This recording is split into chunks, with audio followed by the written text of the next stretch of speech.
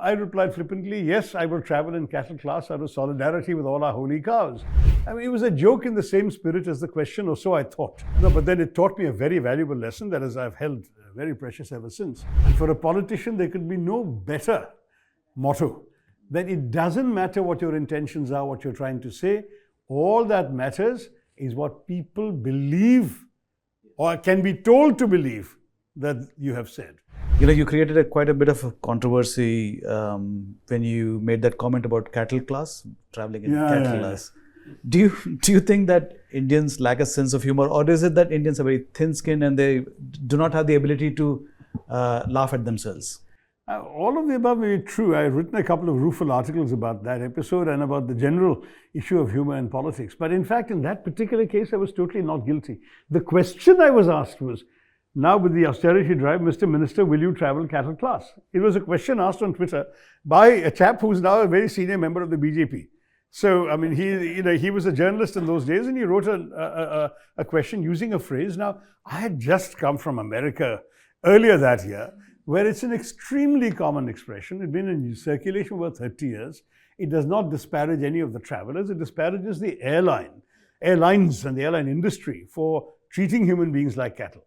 So I replied flippantly, in those days, Twitter had barely, a handful of people reading it.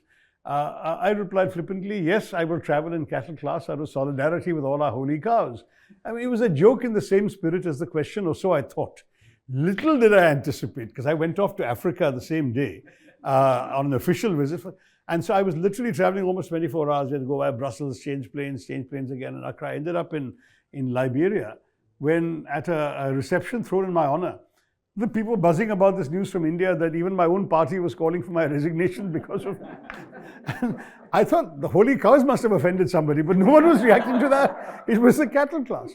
So, no, but then it taught me a very valuable lesson that I've held very precious ever since, which is, to quote Shakespeare, which I should have known, the success of a jest Shakespeare wrote 400 years ago resides not in the tongue of the teller, but in the ear of the hearer. And for a politician, there could be no better motto that it doesn't matter what your intentions are, what you're trying to say. All that matters is what people believe or can be told to believe that you have said. And after that, I've been extremely careful and indeed been very, very wary. I mean, I stopped cracking jokes after that, but then even some words were deliberately twisted. You may remember the same year when I used another UN word, interlocutor, when I said, Saudi Arabia is a valuable interlocutor. And a particularly malicious journalist decided that I actually meant intermediary, and said that I was completely destroying Indian foreign policy by making Saudi Arabia an intermediary, which I had never said. Interlocutor means, right now you are my interlocutor, I'm your interlocutor. We're talking to each other. That's all it means. It's a very banal word in diplomatic discourse in the United Nations. So I learned that never use a word unless you're 100% sure that everyone understands it, that it can be translated in the same way in 22 languages, and that no one will misunderstand you. It became a bit of a challenge for me. And then, of course, came my tweet about a particular journalist, which then got me this reputation of being a wielder of impossible words. And the irony was I was using words that I would have used and had used in St. Stephen's College debates in India 40 or 50 years previously. But what to do? I got saddled with that. So just to come back to that question, are Indians not able to take humor? I'm trying to get you into trouble, actually. You are, I can yes. see that.